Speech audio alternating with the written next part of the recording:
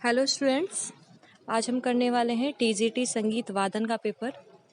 वैसे तो गायन और वादन का पेपर अलग अलग आता है, लेकिन जो इसमें कोर्स है, आपका जो सिलेबस है वो एक जैसा ही है। तो ये वादन वाले जो बच्चे हैं वो गायन का पेपर ज़रूर देखें और गायन वाले जो बच्चे हैं वो वादन का पेपर ज़रूर देखें, क्योंकि यही क्वेश्चंस आपके आगे पीछे हो जाते हैं। कई बार क्वेश्चंस वही होते हैं, जैसे वादन में जो क्वेश्चन दिए हैं वही गायन में आ जाते हैं और गायन के जो क्वेश्चन हैं वही वादन में आ जाते हैं। तो अगर आप पिछले 5-6 सालों के जो ये एग्ज़ाम पेपर हैं इन्हें आप कवर करेंगे तो इसमें से आपके काफ़ी क्वेश्चंस जो लगेंगे और आपका जो सिलेक्शन है वो निश्चित हो जाएगा। तो इस तरह से आप तैयारी के साथ साथ लास्ट ईयर के पेपर ज़रूर देखें और ये वीडियो जितना हो सके लाइक करिए, कमेंट करिए जो भी मैं कमेंट करने के लिए कहूँ, और शेयर ज़रूर करिएगा।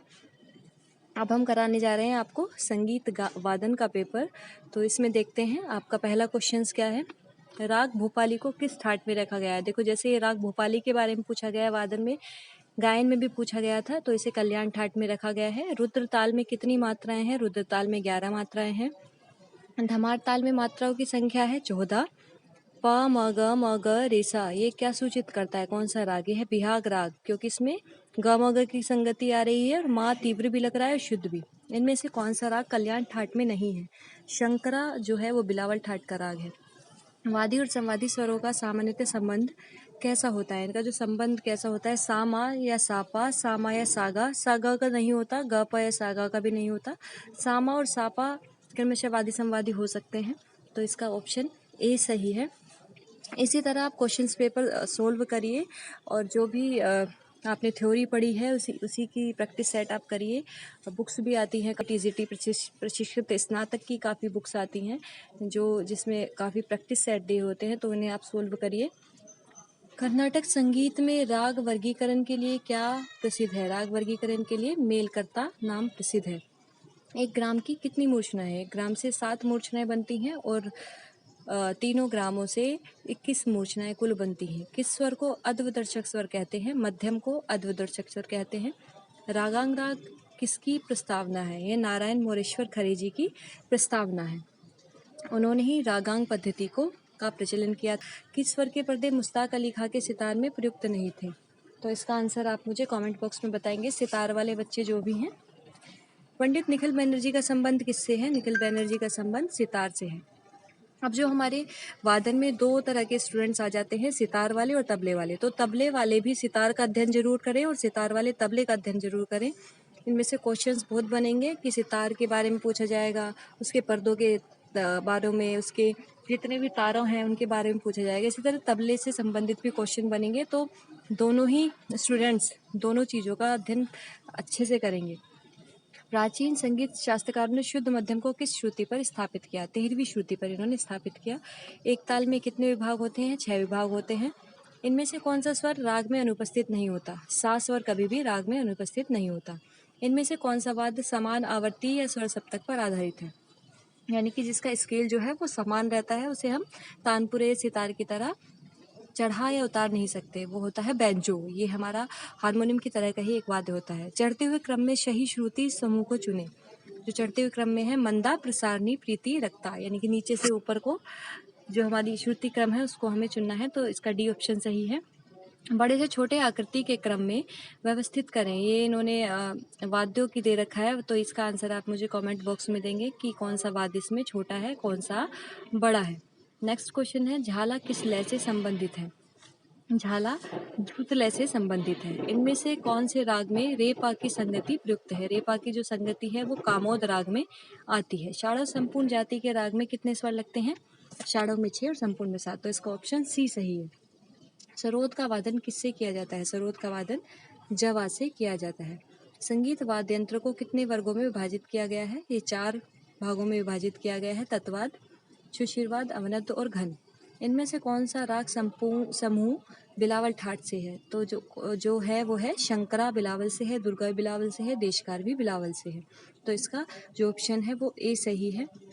ये सभी क्वेश्चंस आप नोट डाउन करते चलिए और जो भी क्वेश्चन है, इन्हें वन वर्ड करते हुए नोट डाउन करिए और उनके आंसर फिर आप याद कर लीजिए। इससे आपको जो आगे एग्जाम आएगा उसमें आपको बहुत इजी रहेगा। ये क्वेश्चंस रिपीट भी हो सकते हैं। उस्ताद, अली अकबर खां का संबंध किससे है? अली अकबर खां का संबंध सरोद से है। तीन ताल के तिगुन के तीसरे चक्र की शुरुआत होगी, तो अगर हम तीन ताल का तिगुन बनाएंगे तो उसका तीसरा चक्र किस मात्रा से शुरू होगा, ये पूछा है। तो इसके लिए मैंने पहले वीडियो बना हुआ है, जो बोर्ड का वीडियो मैंने बना रखा है, इस पर आप देख सकते हैं किस तरह से इसे हमें करना है। ग्रंथों में कितने प्रकार के गमकों का उल्लेख है? ग्रंथों में 15 प्रकार के गमकों का उल्लेख है। दीपचंदी ताल में 11वीं मात्रा किस ताली पर आती है? 11वीं मात्रा तीसरी ताली पर आती है। दीपचंदी 14 मात्रा की ताल है और इसमें जो विभाग होते हैं 2-3 के विभाग होते हैं। यति के कितने प्रकार हैं? यति के 5 प्रकार होते हैं। प्राचीन सितार में तांबे व पीतल के तारों की संख्या कितनी होती है? तो इसमें तांबे और पीतल की संख्या आप मुझे, सितार वाले बच्चे बताएंगे मुझे, कमेंट बॉक्स में इसका आंसर देंगे कि कितनी होती है। झपताल एक उदाहरण है। ये किस जाति का उदाहरण है? झपताल, जो तबले वाले स्टूडेंट हैं वो हमारे जो है इसका आंसर मुझे कमेंट बॉक्स में देंगे। प्राचीन पुस्तकों में कितनी प्रकार के ग्रामों का वर्णन है? 3 प्रकार के ग्रामों का वर्णन है। षडज मध्यम और षडज पंचम का क्रमशः अनुपात है 4:3 और 3:2। तो षडज मध्यम, इनका निकालने के लिए हमें क्या करना है? षडज की आंदोलन संख्या और मध्यम की आंदोलन संख्या, इनको ऊपर नीचे रखेंगे और उनका जो अनुपात निकलेगा वही इसका मान होगा। आड़ा चार ताल में कितनी खालियां हैं? 3 खालियां होती हैं। 14 मात्रा की ताल है और 7 इसके विभाग होते हैं। रजा का निगत किस लय से संबंधित है? ये द्रुत लय से संबंधित है।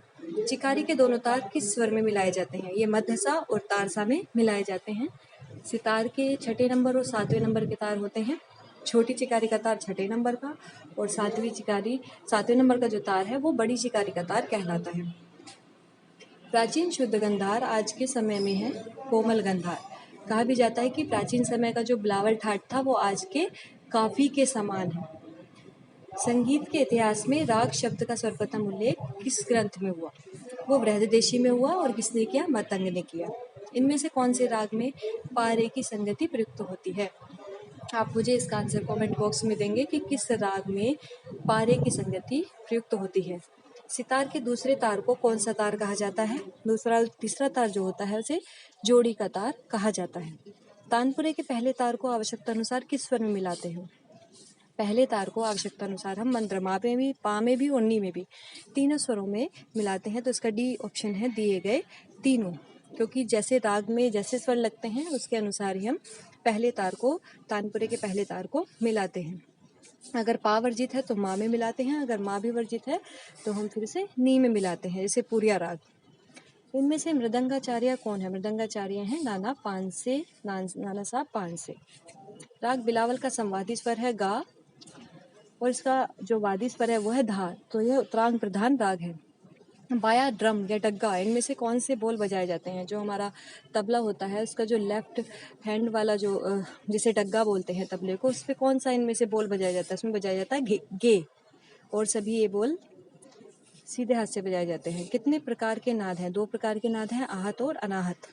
इनमें से कौन सा संधि प्रकाश राग है? संधि प्रकाश राग इनमें से है पूरिया धनाश्री।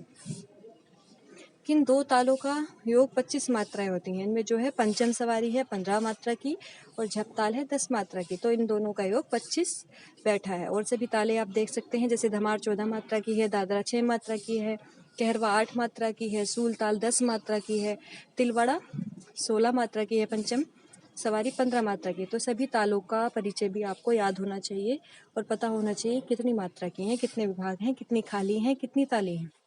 ठुमरी में इनमें से कौन सा राग प्रयोग कर सकते हैं? भैरवी राग ठुमरी में प्रयोग किया जाता है। जो संकीर्ण जाति के राग होते हैं वो भैरवी, जैसे भैरवी, पीडू, ये सभी लाइट म्यूजिक में प्रयोग किए जाते हैं। 5 मात्रा को 4 मात्रा में बोलने और लिखने को क्या कहते हैं? 5/4 यानी कि कुआड़ कहते हैं। ठुमरी में किस ताल का प्रयोग सबसे अधिक होता है? देवचंदी ताल का ठुमरी में अधिक प्रयोग होता है। इनमें से किस ताल में 14 मात्राएं नहीं है? जो नहीं है वो तिलवाड़ा ताल है, इसमें 16 मात्राएं होती हैं। घनवाद्य का उदाहरण कौन सा है? घनवाद्य इनमें से है जल तरंग। इनमें से कौन सा ध्रुपद शैली से बजने वाला वाद्य नहीं है? जो ध्रुपद शैली के साथ नहीं बजाया जाता वह है इसराज। ये सभी क्वेश्चंस आप करते रहिए, बहुत इम्पोर्टेंट हैं। गायन वादन वाले दोनों बच्चे ही ये क्वेश्चंस करेंगे तो आगे उन्हें बहुत सहायता मिलेगी इन क्वेश्चन से। और कई बार यही क्वेश्चंस रिपीट होकर के आते हैं, तालों के क्वेश्चन भी यही रिपीट होते हैं। तो चारों ऑप्शन को पढ़ें फिर उनका आंसर दें। संगीत रत्नाकर की रचना हुई 13वीं शताब्दी में हुई। नीरे गारे नीरे सा कौन सा राग है? ये यमन राग है।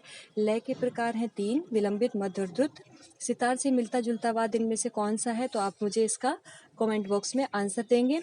ओढ़व जाति में कितने स्वर होते हैं? 5 होते हैं। इनमें से किस राग में भूपाली राग के समान है? कौन सा राग वह है? देश का। इसी तरह हमारी वीडियो देखते रहिए और वीडियो को लाइक करना बिल्कुल मत भूलिए। अपने जो भी फ्रेंड सर्कल है, म्यूज़िक से रिलेटेड जो बच्चे हैं, टीजीटी पीजीटी की तैयारी कर रहे हैं, उन्हें ज़रूर ये वीडियो शेयर कीजिए, जिससे सभी का भला हो और सभी आगे अपने इस क्षेत्र में बढ़ सकें, संगीत में अपना नाम रोशन कर सकें। तो इसी तरह हमारी वीडियो देखते रहिए और जो भी क्वेश्चंस मैंने आपसे पूछे हैं उनका कमेंट बॉक्स में ज़रूर आंसर करिएगा। धन्यवाद।